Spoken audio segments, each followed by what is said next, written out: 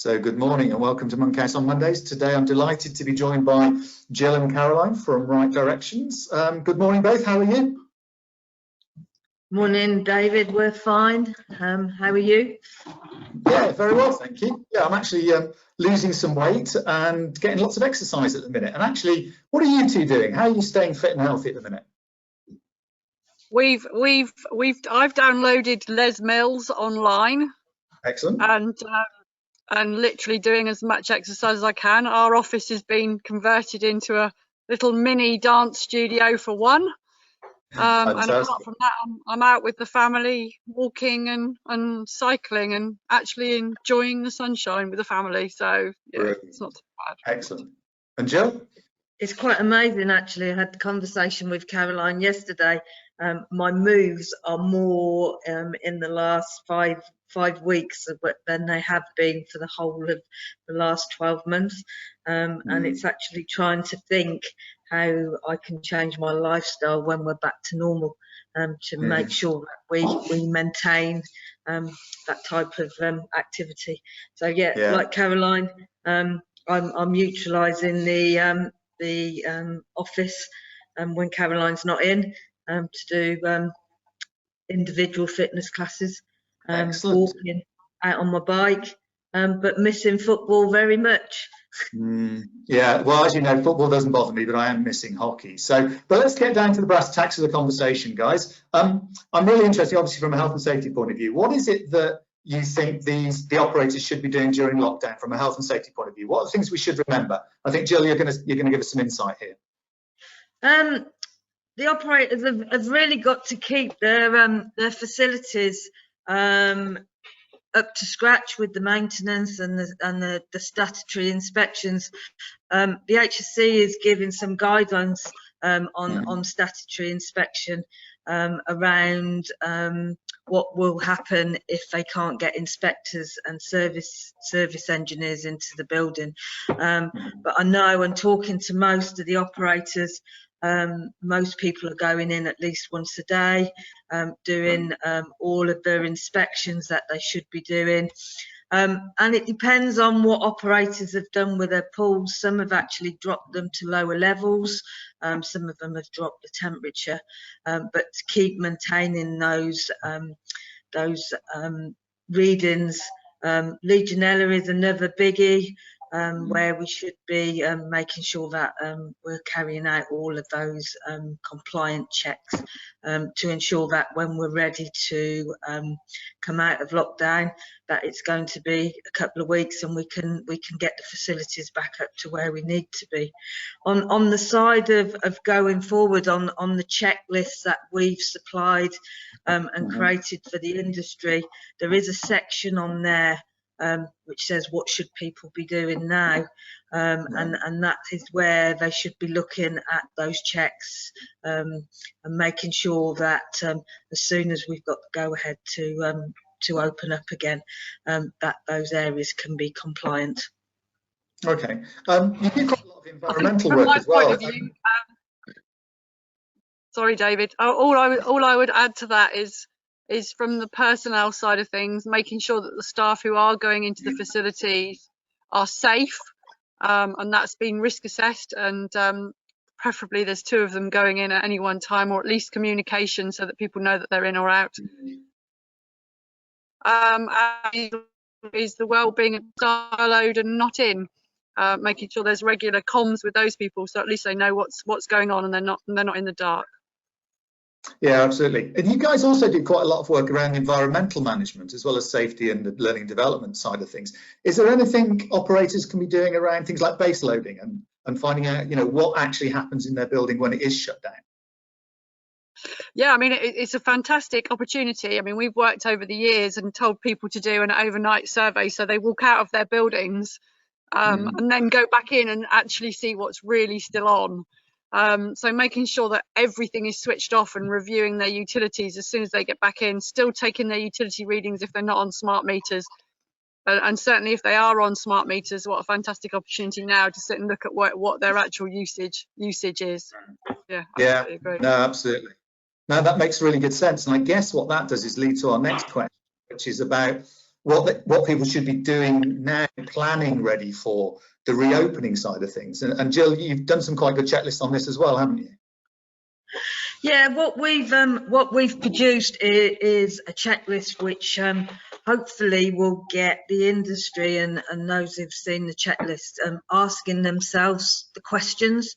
What we deliberately didn't do with the checklist is make it a you should be doing this, you should be doing that, you should be doing the other. You know, it's a 5-point plan in the check sheet. So looking at what people should be doing now, what they should be doing once we've got a date for reopening, and then sections from 10 days down to opening and beyond. And within there, like I've already said, it's around getting operators, owners to look at their own facility and starting at the top to actually ask the first question, should we be opening the facility? And if organisations have got more than one facility, should they be opening them all? Or should they just be opening some of them? And the questions around that they should be asking themselves is which are the easier facilities to open? Your newer facilities may be easier to open than your older ones because they're probably more open plan. And each facility should be looked at in its own right to see once we open whether it is safe to open. Once we've decided, yes, we're going to open that facility, and again, this will be dependent on the plan that we've got from the government, what activities should they open? Yeah.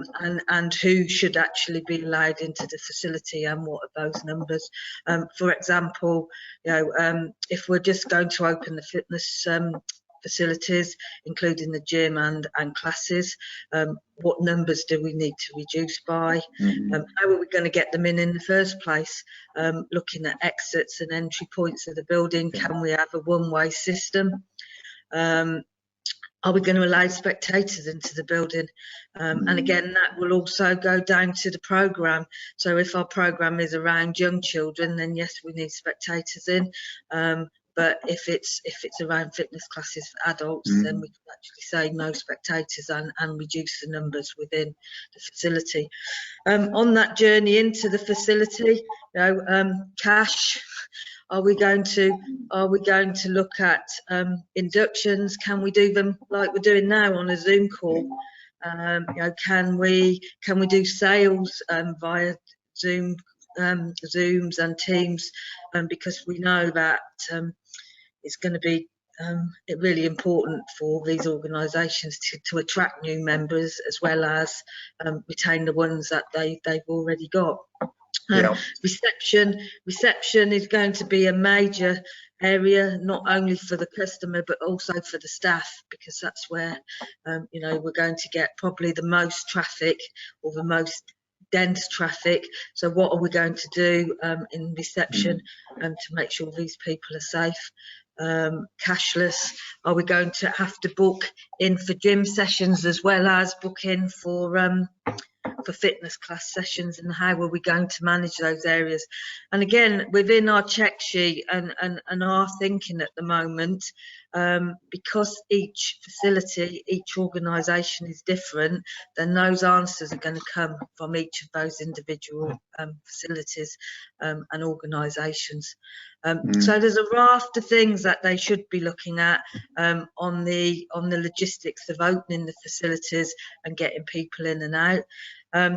Including signage. You know, we should be looking at signage now. Where can they get signage? We were talking to somebody last week, and we all know that unfortunately suppliers are going to be inflating prices. So get in there quickly. One of our clients had had a quote for £5,500 to put Perspex screen up at reception. And in the gym, you know, where you can go online and probably get it at about £200. So organisations should be looking at those additional resources that they potentially are going to need, additional cleaning. So Jill, I just need to interrupt Jill, because we've all minutes of conversation and we've only got a few minutes. And I'm really keen to go on to find out how Right Directions are sort of putting together resources, you know, to support the stuff that we can get from UK Active, from CIMSPA, from Sport England, from Swim England, and, you know, all of those bodies are producing really good stuff. What have you guys got in order for your clients and people who are interested to help the support going forward?